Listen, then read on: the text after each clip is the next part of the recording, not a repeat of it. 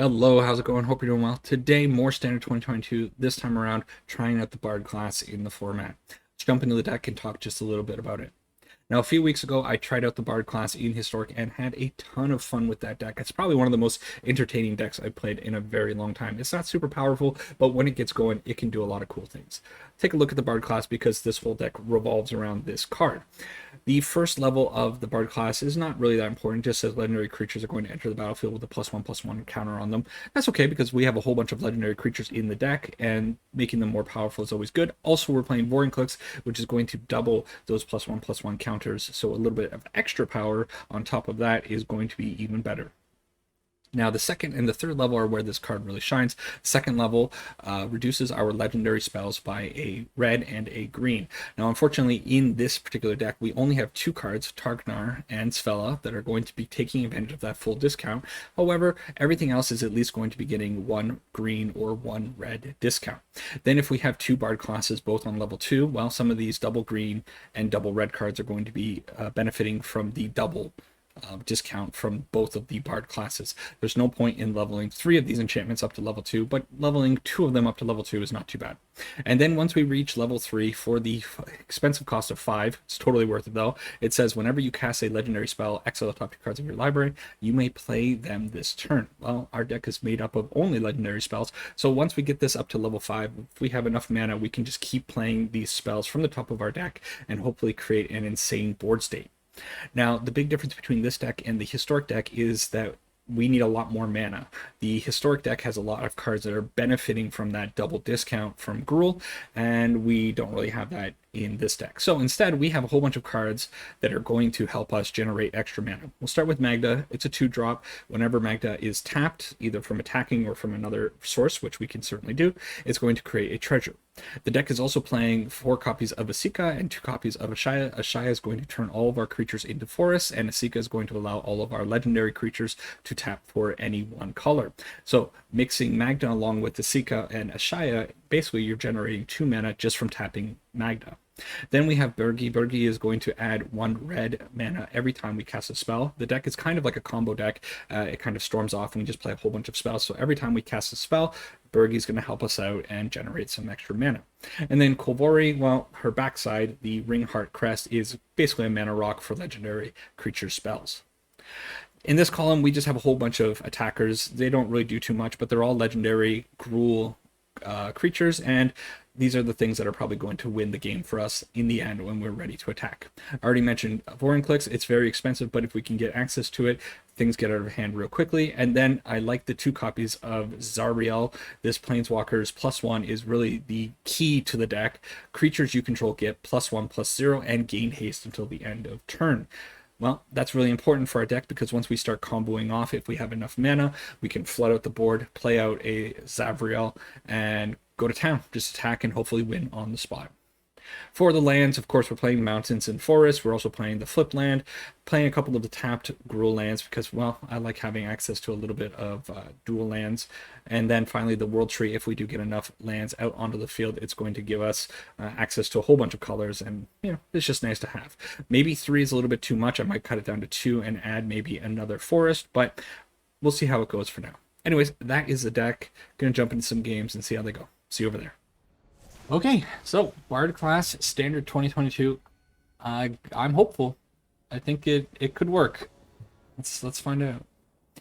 Hey, opening hand looks okay, at least with both of these.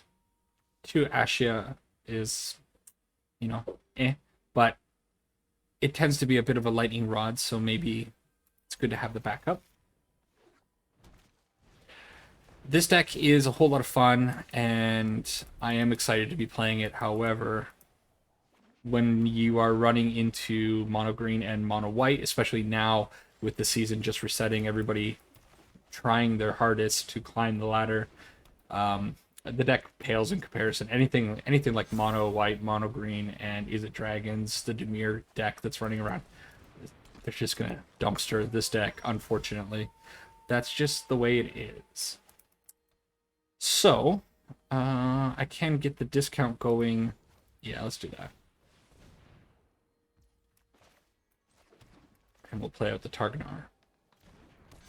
So 3/3 is not bad. It at least challenges the werewolf pack leader. They are going to be attacking for 6 though next turn and getting their card draw. There's a chance they have Snakeskin Veil here. Wow, they don't. I feel like that was a very fortunate thing for me. There's the Chariot. Okay. Well, I could just go out. Yeah, I think it's best to probably go Asika and Jorn this turn. Yeah. Although maybe it's actually Asika and Varus, now that I'm looking at it. The deck has a higher green requirement, so I am going to go out on that side. And then I'm going to put Varus out because I want to... Oh, it doesn't... I thought it was enters the battlefield, goes into a dungeon. Whenever you cast a creature or planeswalker... Okay, I misunderstood Varus. It's not a card I played too much with. Should have done that in the reverse order. That's pretty cool, though. Varus can actually chew through some dungeons if we get them going. Alright.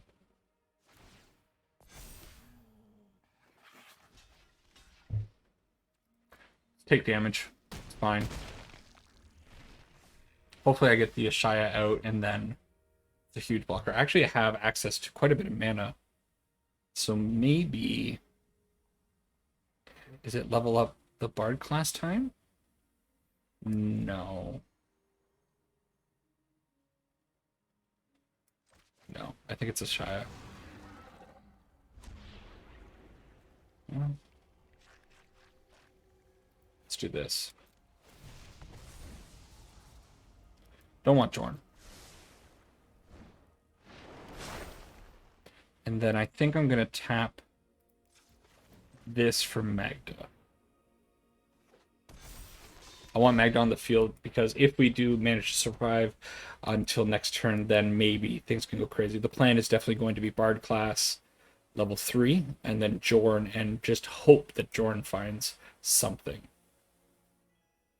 Also going to possibly make a little bit of extra mana here. I think going for the Fungal Cavern can be a little bit beneficial to staving off this attack. I'm not sure the opponent's going to be willing to attack into Ashaya, though. Okay, they weren't. Alright. Love that.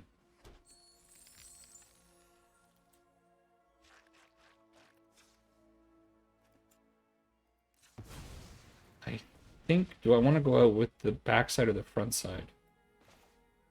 Now I'm kind of looking at maybe it's the front side. Just to get a good blocker.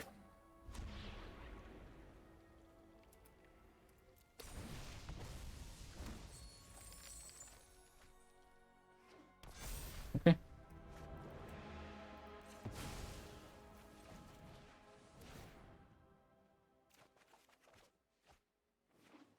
Finally finding some land. Okay, I think now I'm going to attack with that. I wonder if I should have attacked last turn. I don't think I had the opportunity. But Asika giving our creatures vigilance is such a nice thing.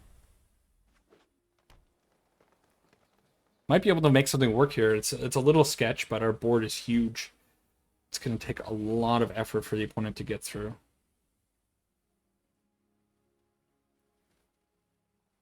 Thankfully, against mono red or mono green, you know, they have fight spells, but against the 12/12 Soul of the Wild, really, what can they do?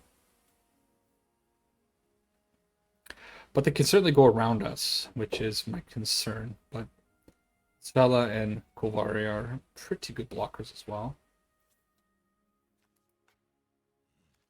And this can only happen once to... Man, Varus... I don't know, they really honed down how good dungeons could have been. The fact that this can only trigger once a turn... Like, yeah, I get it. It's probably good to prevent things from getting really out of control, but... I also, now that I'm looking at this, I probably should have created the 1/1 Goblin, because it would have been something that I could have kept tapping for mana. Am I dead? I might be dead. If I block there, how much damage is that? 5, 9, 11. Am I counting that right? 6, 7, 8, 9, 10, 11.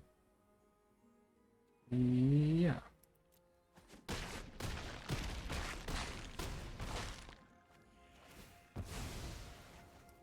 Yeah. Okay, so... Hey! That's a cool card. Beating mono green. That's not a terrible way to start off this this game. This little video. Jump on the next one.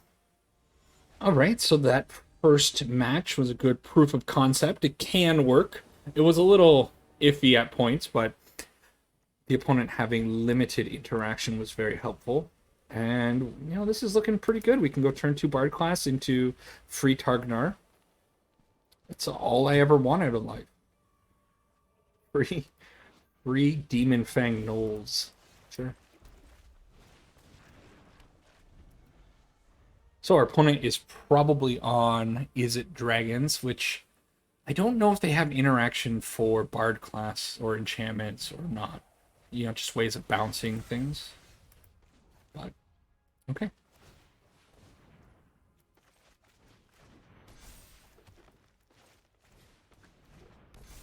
That is all right in my book, right there.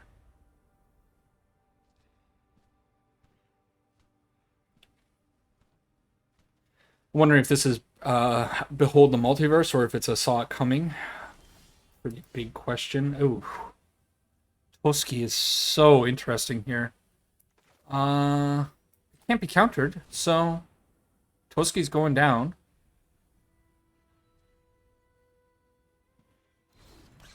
And hopefully we're drawing 2 cards. Dealing a good amount of damage. Give me a land, give me a land. Yeah. They don't have any board wipe or anything, right? So I guess it's just Bergie. Oh, they could have a counterspell though. Still, do I care about the counterspell? No. They want to use it, they can use it. Sure. They gotta find a way to dealing with the board state right now.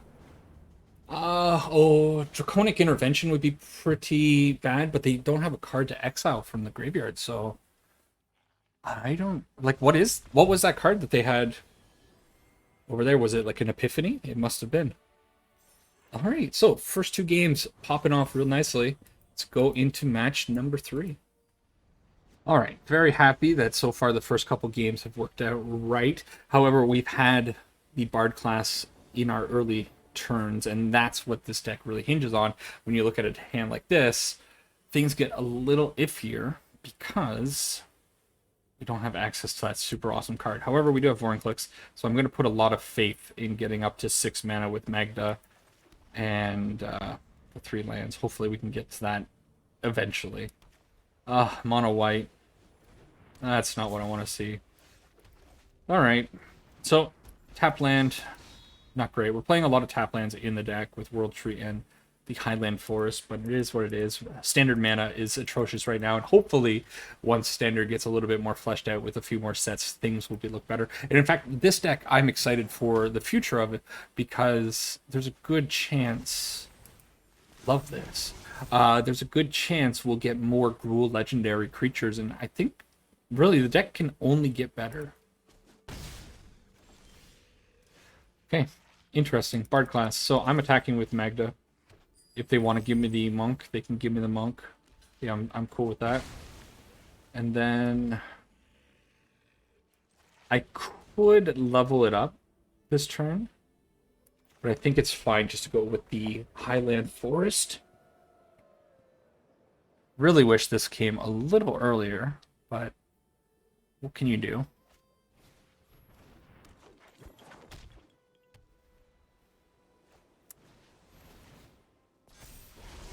I liked the inclusion of the Clever Lumimancer in this mono white deck. I think it's an interesting choice. So, can I survive? Oh, okay. Forest, that's interesting. Can I survive like an open attack next turn? Because what I would love to do is go Bard class level 3 and then... Oh no, I can't even. What am I saying? I thought I already had level 2. So I will go level 2. And then just put out Jorn, maybe? Yeah. Now that I'm looking at it with Jorn, I'm really starting to wonder if these basics should be snow-covered basics. Initially, I didn't put snow-covered mountains and snow-covered forests in the deck because I know Redain is starting to pop up in a lot more decks, and the idea of even more of my lands coming in tapped is just horrifying. So, uh, yeah, I didn't do that. I think next turn is honestly going to be Vorinclex, especially since they're definitely on like +1/+1 land here.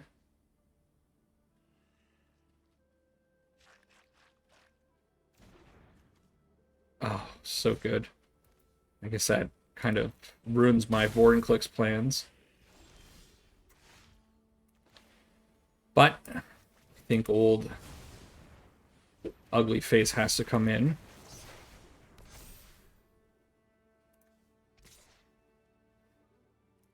I think I'm attacking. They're going to exile it anyways. So get in. I don't think this one's looking too great. I love what the opponent's doing. Dragon's Guard Elite is such a neat card. Mixing it with some of these other newer low to the ground white creatures is really neat. Guiding Voice. Having the learn board is so powerful in Best of One. It's the Dimir, I think it's Dimir Learn or Dimir Snow, whatever you want to call it, always impresses me every time I go up against it. And then this deck having access to those sideboard cards. I know there's one lesson card that is like put a +1/+1 counter or put two +1/+1 counters on target creature, it gains vigilance until the end of turn. It would work so well in this deck with the Clever Ludomancer. I'm certain that they're playing it.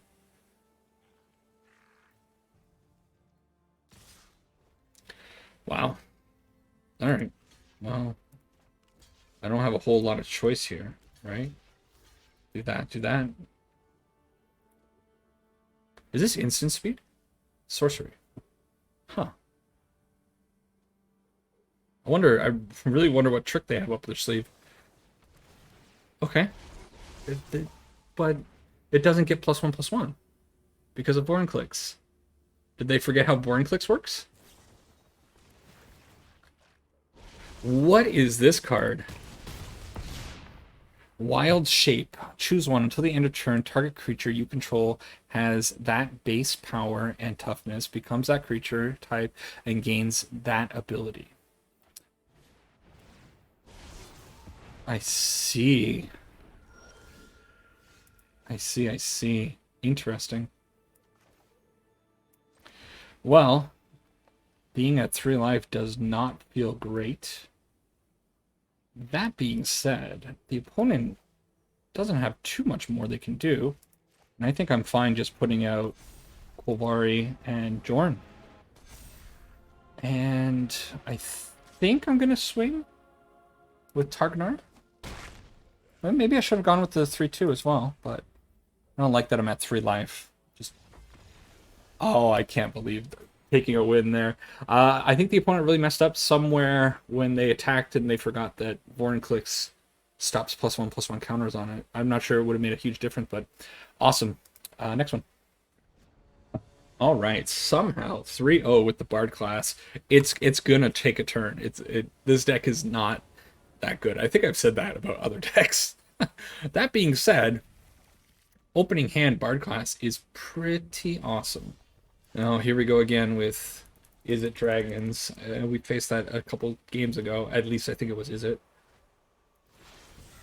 Well, I get to sneak the Bard class in under their counter magic.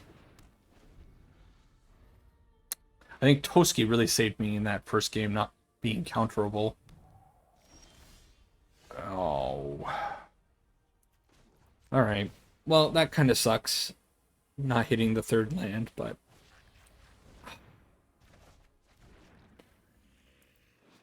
yeah. So, in my historic video, talking about the Bard class, I ran into a deck that had just tons of bounce spells. I'm pretty sure maybe Into the Royal was in there. Perilous Voyage was the one that really got me. And I just couldn't believe the luck that I ran into a deck that was playing that many bounce spells. And here I am again.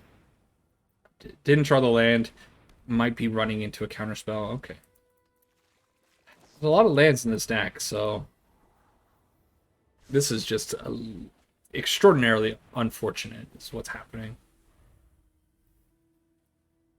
But if I had $1 for every time I got stuck on 2 lands, and I'm sure anybody that's watching this video has that exact same feeling. It's always getting stuck on 2 lands, right? I don't know what it is about Arena, but they love stranding you here. We're going to see a couple more draws. I'm just kind of curious if my 47th or 46th card are going to be lands. Otherwise, I think this is a lost cause. No question about that. Of course, the opponent has the Dragon's Fire. Why wouldn't they? They now have 2, 4, 6, 8. A lot more mana than I have in a couple of turns. Okay, well, I guess I get to see if my 47th card is a land. I don't think I'm living to see the 46th card. Alright, so the grand mystery that will be spoken about throughout the ages was land 40 or card 47 a land or not. I guess I deserve that one. Let's go to a few more.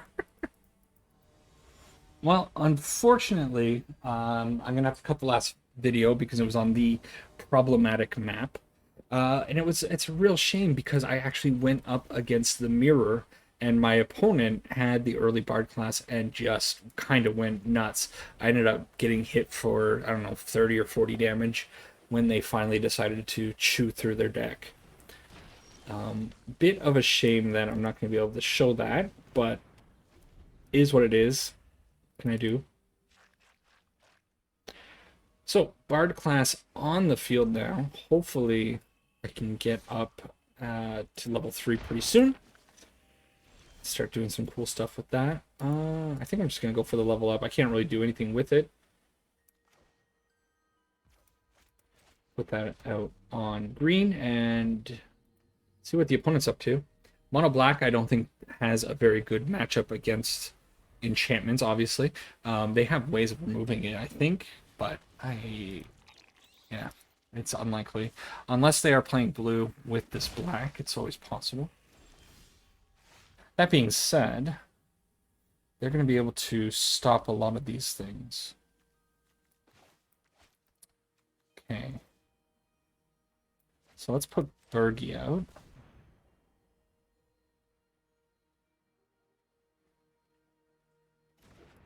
Okay, with Bergie, we'll put out Magda.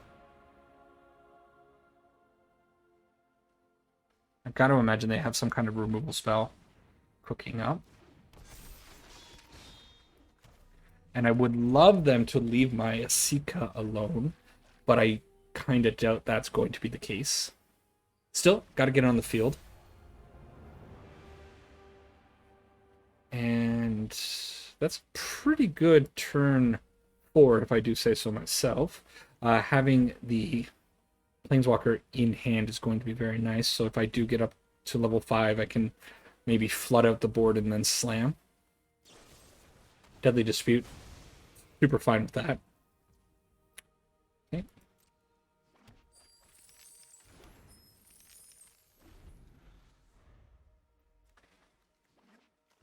Pretty good ramp there. In fact, they could Blood on the Snow this turn. Oh my god, please don't Blood on the Snow. Oh, I hate you, opponent.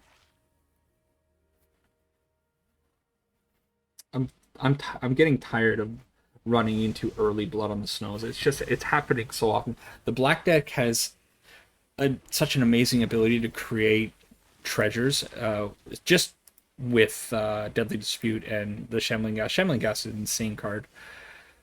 Ay. Okay.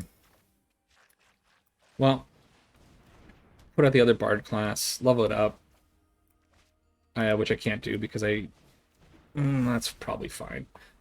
Didn't realize I only had one red. Just annoyed. I Blood on the Snow early. Board wipes just... Alright. It is what it is.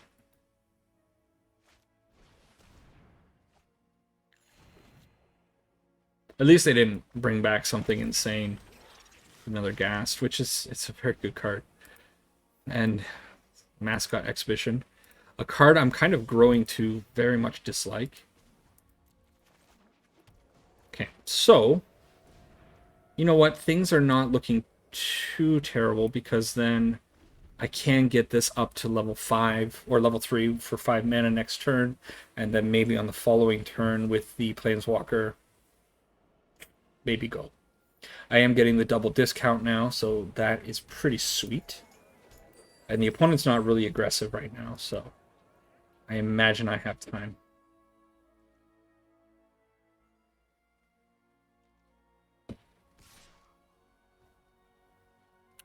Sure. So, Twitch hitting me a little bit.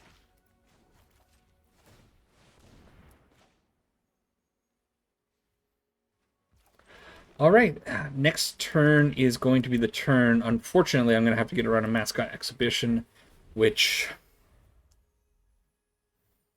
it won't be too much of a problem, but I won't be able to just, like, end the game next turn. Even if I do hit, like, the most ideal cards off of the Planeswalker.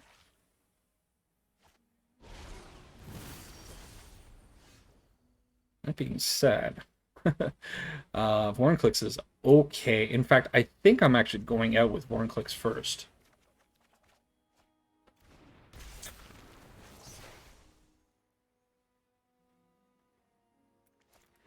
Could have been a little bit better. I don't know if I want to put out the Planeswalker just yet, although it comes out and I can ultimate it with Vorinclex, so I think it's probably okay to go. Wow, would you look at that? Just gross. So the -6, which I've never actually done before, you get an emblem with at the end of the first combat phase on your turn, untap target creature you control. After that phase, there is an additional combat phase. That's not great. So do I just put it up to +10 and hope it survives the attack? Like, there's no way they'll be able to kill it. And then go from there. Maybe I shouldn't have played it. Now I'm kind of regretting playing it.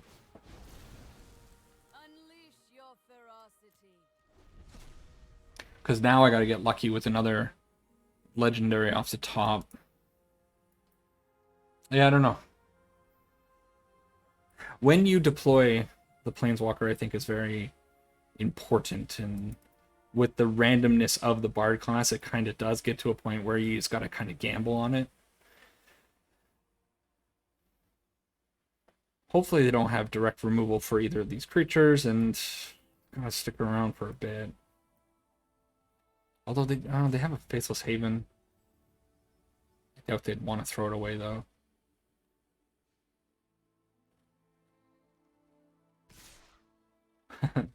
Yeah, they know the power of that Planeswalker, so I block those. They're gonna get 2, 4, 6 damage in on the Planeswalker, which is not 10.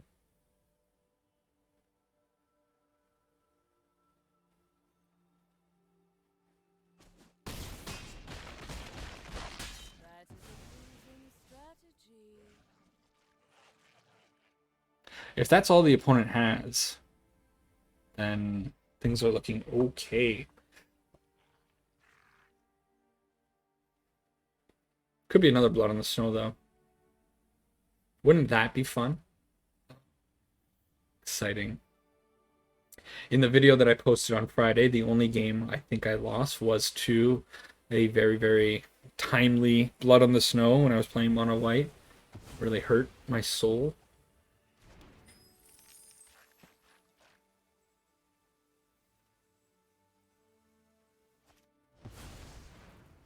What do you know? The most original thing in this game. Alright, well, if I find a legendary spell, it might be good. It could also just be a land, because I did hit 3 lands when I looked at the top 4 cards last time. Oh. They didn't use the necrotic fumes? That's insane. There's no reason they shouldn't have used this there. Oh my goodness, they are giving us a chance. Okay. Kolvari, go. Okay, Svala. Good, good.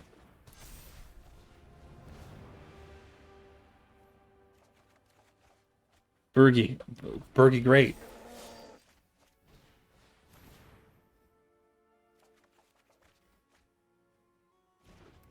Asika, go.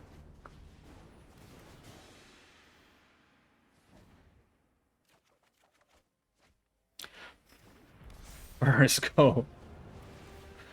Generating mana with Bergie now. Svala.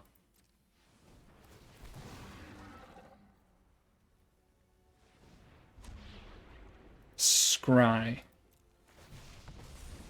Ooh, yes. Tarknar. Magda, Tarknar. Yeah. Oh, this is amazing. The opponent made a huge mistake not using this.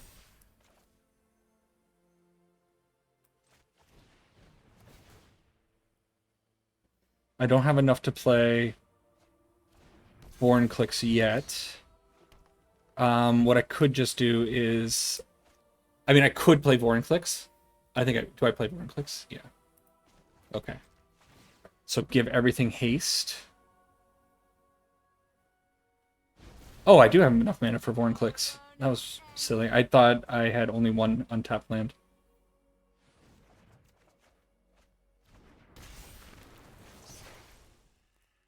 This is awesome.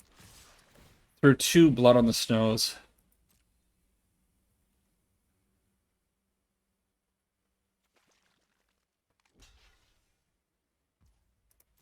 Oh, opponent, don't have something silly. Oh, yeah. Oh, I'm so happy I got the combo off in this video. I gotta double check that I'm recording now. Alright, next one. Whew. Alright, so I got insanely lucky in that last game, but it was so fun. The opponent being a good sport, letting everything happen there. I'm gonna keep this, just because I like possibly going into Toski on turn 4 after putting on a Yorn. But it would be really nice if I could find the black source, or red source. It's not a red source. Okay. So if I do find a red source, I think I'm still incentivized to go out with the Bard class. Okay. Oh. Okay. So, Izzet Dragons for the 3rd time in 7 games. That's exciting. Goodness gracious. This format.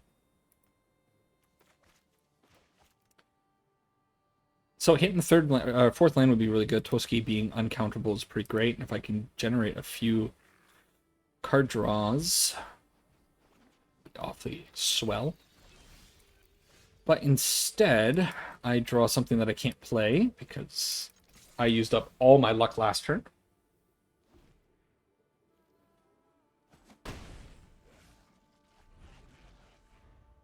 Get him for 3. Not a big deal. I never noticed his little ferrets before. What a cool dude.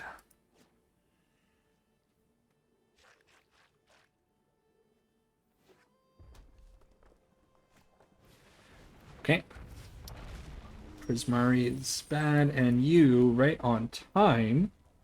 I think I have to go with the Bard class now. I can't attack. What do you think? Should these be snowlands for Yorn? Or is it just not worth it because of Redain? Haven't seen Redain once in all of these games that I've played, so maybe my fears of running into snow hate is unwarranted, but yeah, this is looking real sketchy. Leave it to Izzet Dragons to put this deck in its place. I guess it's expected.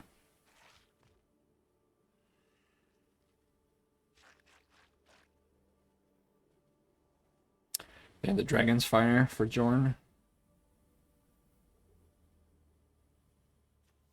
Poor guy.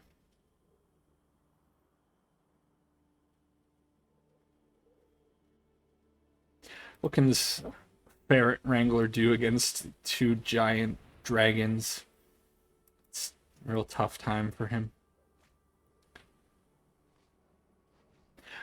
Surprised they're using expressive iteration here because I'm pretty sure they've already made a land drop this turn. They have. All right.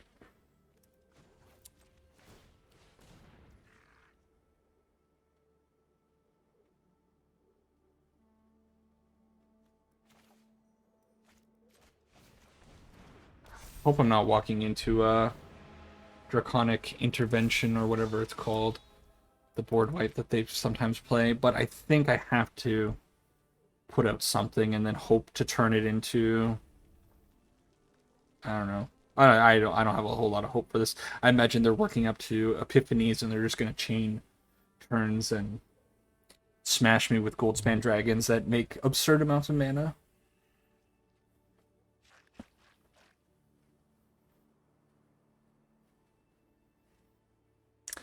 Our opponent is a little slow on the gun too, so this is a little excruciating because you're sitting here, you know that you're pretty much dead because you're going up against the deck, and apparently there are a lot of decisions to be made when you have 2, 4, 6, 8, 10 mana.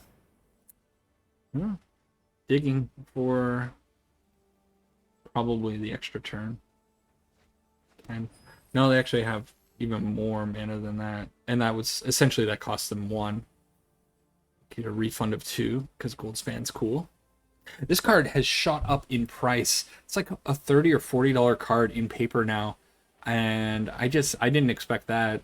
I guess paper tournaments are starting to pop up again, but I didn't think people would be that gung-ho about it. Then again, it's not rotating, so I guess I can see it.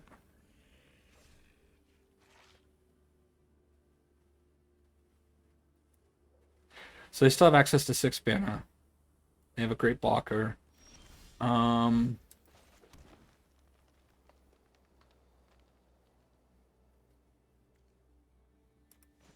If I do that, I'm left with not really enough mana to do anything. So it's kind of dead, right? Well, we'll put out Vorinclex. I think it gets countered.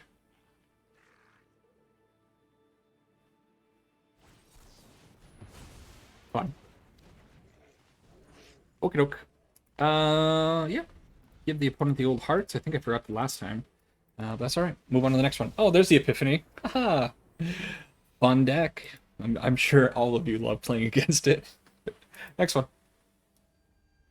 Okay, so I think this is match 7. Technically match 8 because I had that one game on the bad map that I can't use. So I'll do an extra one today. 2 lands. Sketchy, but I'm going to try it. No Bard class, which is annoying. But I believe in my deck. I can definitely go out with the Ringheart Crest, which is something I haven't been doing very much of, but I think this is a perfect opportunity for that. Let's name Squirrel.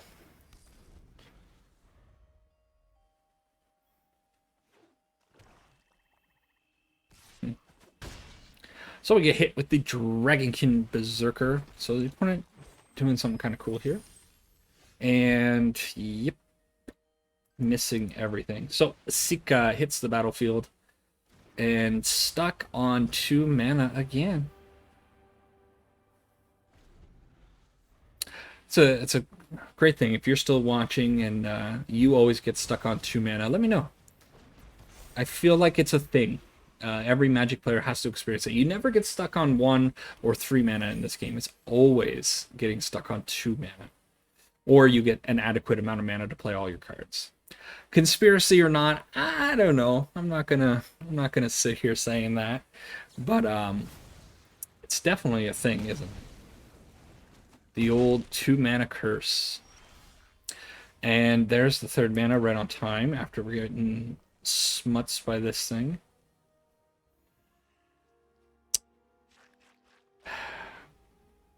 Alright. So I guess it's just going to be Magda plus Targnar. This deck definitely feels extra bad when you don't have your opening Bard class, and I wonder if I should be like mulliganing extra aggressively to make sure I find that early game Bard class, because really without it, all of these legendary creatures are pretty poor. No block.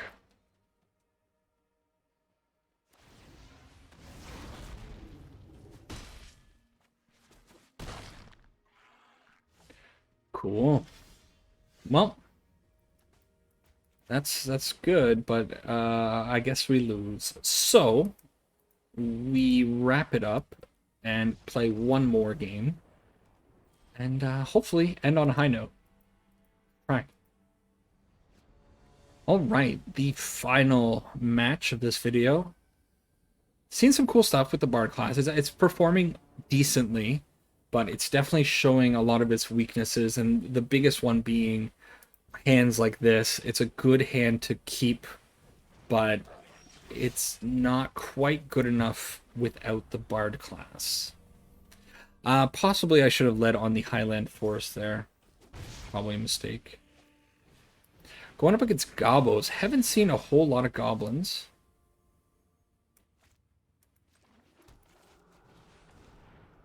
Put out Magda. Not great in this matchup because she kind of dies to everything.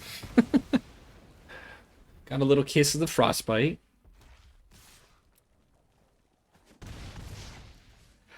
Maybe it was I was supposed to be putting out the Crest instead. Okay, let's get Svala out there. A lot more expendable and a pretty good blocker with the 4 toughness there. You see a pair of Gobos, so if they have a Lord now to follow this up, they're gonna be taking a lot of damage. They can probably just run into Svala at this point. Yeah, that was the one I was afraid of, so they get to... It'd be interesting if they attack with the Battlecry Goblin. I don't think they will, but if they do, they get to make another 1/1 token. I don't think so. I think I'm gonna take 6 damage here. Oh, that's interesting. Sure. We'll let it happen. What do I want to do now? Put out another 2/4. Or is it...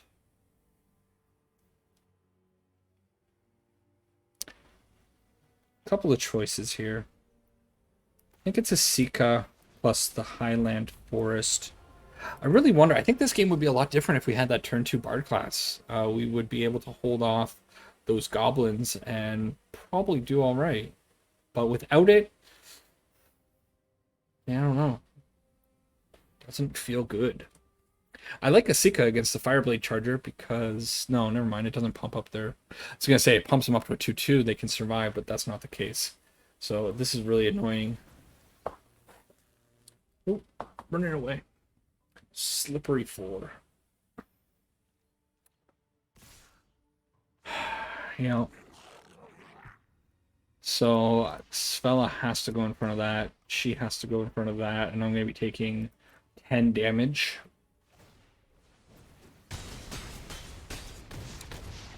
$11 damage.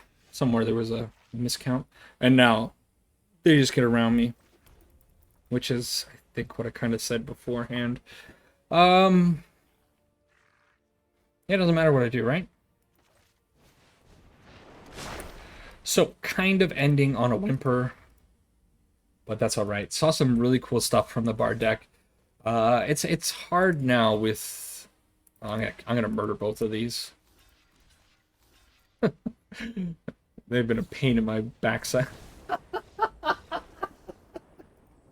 I love everything about that. All right, go to a wrap up. All right, so the Bard class deck in Standard 2022 is fun. It can do some silly things, but it's not quite on the power level that it needs to be competing, especially on the ladder right now when people are playing a lot of mono white, a lot of mono green, and Izzet dragons, because they just want to rank up. They want to hit mythic as quickly as they can and, you know, be done with it for this season. So that's a little bit of an unfortunate timing thing, but still I think the deck is something to note, and you should be aware of it because it can do cool stuff, and I'm sure you're going to run into it every once in a while. A little bit annoyed that I didn't get to show the Bard mirror game because of the graphical glitch that keeps happening with my recording software. It is what it is. Can't be avoided right now. I gotta try to figure out what's going on with that, but I really have no idea. I also feel like this deck is something that's going to age very well as Standard progresses. I think we really need to keep an eye on the Bard class right now. We are really only playing with 3 sets in the format right now in 2022. It's a very experimental format, but you know, once we get into January, February next year, and we get 2.5 sets under our belt, because that next set that's coming out, the vampires werewolf thing, is a little bit weird. Is it 1 set? Is it 2 sets? I don't know. But once we get a few more sets under our belts in this format, I think we're going to find certainly some really cool legendary Gruul creatures that can go into this deck and really benefit from the Bard class. Right now, there are a lot of things that are just kind of weak. Varus, very unimpressed with that, mostly because it can only trigger once a turn. I absolutely hate that sentence. And I say I hate that sentence, but I would probably hate it if that sentence wasn't on there, because then it might just be going infinite. So you maybe just can't please me. Svella is a little bit underwhelming. Jorn is also very underwhelming. So I would love to be able to replace some of these cards. Kovolri, another one. Don't really need her in the deck. But things like Vorinclex, Ashaya, Asika is fantastic in the deck. Of course, Magda is probably one of the best cards. Targnar, great. You know what, Svella, maybe because it's Gruul, it's going to stick around for a while. But still, that's the deck. It's fun. I can't recommend trying it out because it's a lot of rares and it's not that good. But it's fun to watch and fun to see once in a while. Anyways, thanks for making it to the end of the video. Take care for now. See you in the next one. Bye-bye.